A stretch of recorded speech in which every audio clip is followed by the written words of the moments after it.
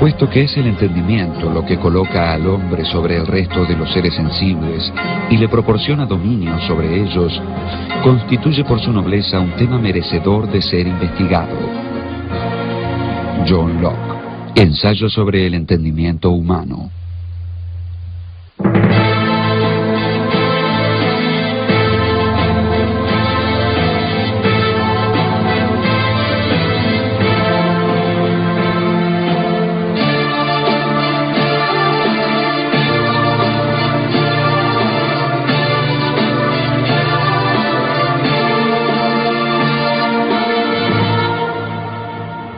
John Locke.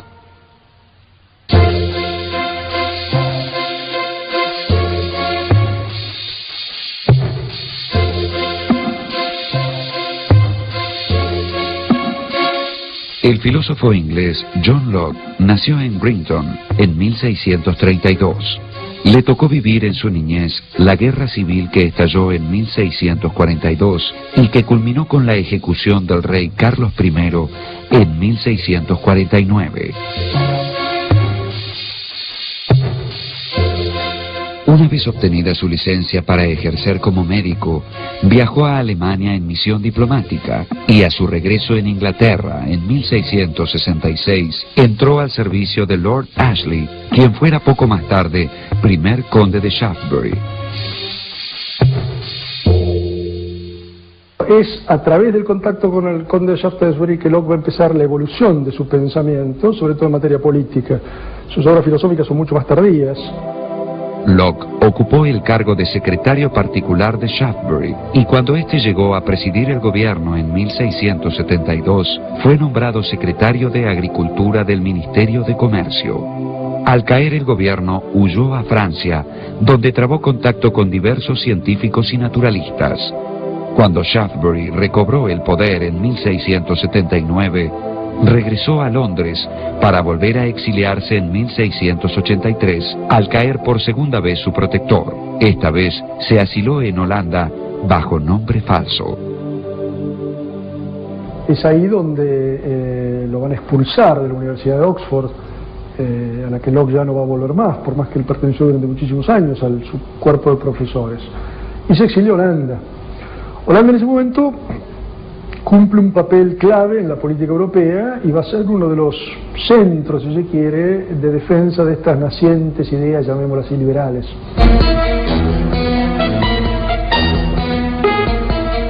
En Holanda hizo amistad con numerosos intelectuales y escribió una de sus obras más importantes, la Carta sobre la Tolerancia.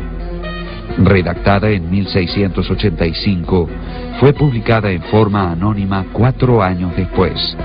La Carta sobre la Tolerancia establece un principio que a partir de Locke se va a hacer moneda común y va a triunfar en Occidente, y es la distinción de competencias entre la esfera religiosa y la esfera política, entre la finalidad del gobernante, si se quiere, y la finalidad de las iglesias. Y la convicción de que el derecho de coacción corresponde solamente al poder político y no a las iglesias. Al triunfar la revolución de Oliver Cromwell en Inglaterra en 1688, Locke decidió regresar a Londres. Vuelve a Inglaterra con la revolución triunfante. La revolución se da a final del 88, Locke vuelve en el 89, en el mismo barco de la princesa María, y va a gozar a partir de ese momento de un enorme prestigio, es decir, como exiliado de la causa que vuelve triunfante, como pensador más o menos conocido, va a ser no solamente rehabilitado, tiene amigos muy poderosos en altas esferas, y su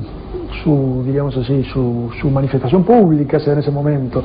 Es en este año, en el 89 y en el 90, que va a publicar sus obras fundamentales.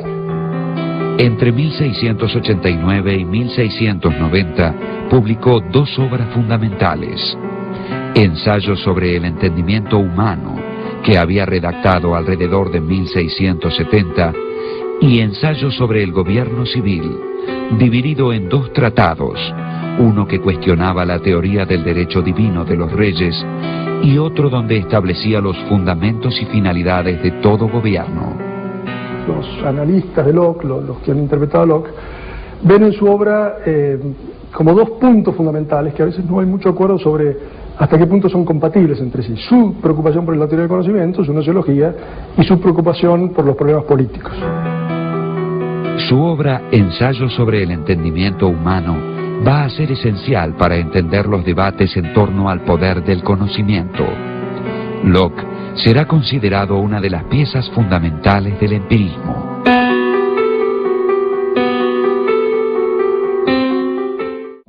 El liberalismo de Locke afirma la existencia de derechos individuales anteriores al Estado, un liberalismo que es la antítesis del absolutismo. Pasamos entonces a la sociedad civil o el Estado, que para Locke debe lograrse por consentimiento.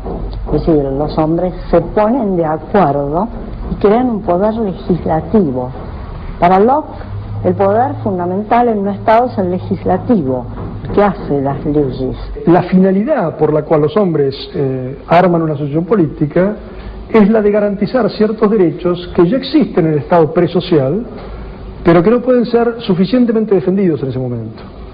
Porque dice Locke que en el estado de naturaleza hay una ley natural por la cual el hombre está dotado de ciertos derechos, tres fundamentales: el derecho a la vida, el derecho a la libertad y el derecho a la propiedad. Y que la finalidad del Estado es garantizar a las personas el goce de estos derechos. Ahora, ¿cómo hacemos para garantizar el goce de estos derechos? El poder legislativo representa a la mayoría, y es esa mayoría la que debe gobernar.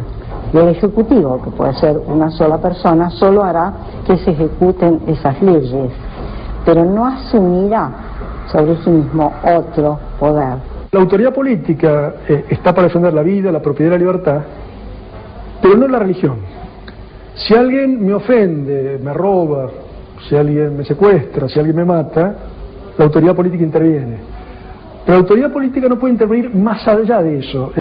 Y que cuando el soberano no respeta estas leyes, el pueblo tiene derecho, Locke llega a decir, a la rebelión.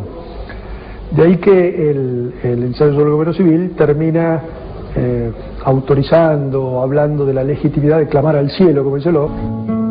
Entre 1690 y 1704, mientras se desempeñó en diferentes funciones gubernamentales, Locke publicó 3 cartas adicionales a su texto sobre la tolerancia, como así también sus pensamientos sobre la educación, un estudio sobre la racionalidad del cristianismo, un tratado titulado Dirección del Entendimiento y otras ediciones consecutivas de su ensayo sobre el entendimiento humano, con importantes ampliaciones. Murió apaciblemente a los 72 años, cuidado por la familia Masham.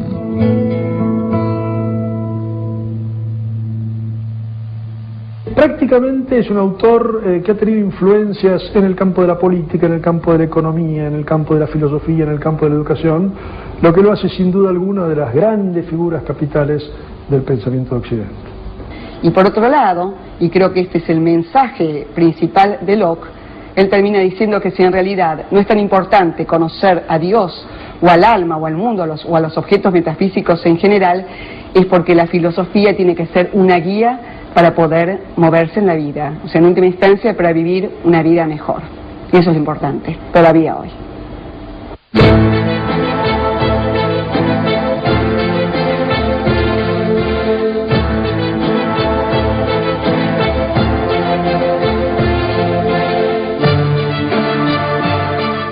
El pensamiento de Locke inauguró una nueva tradición filosófica que marcó para siempre a la cultura occidental en general y anglosajona en particular, mediante la formulación de los principios del liberalismo y del empirismo.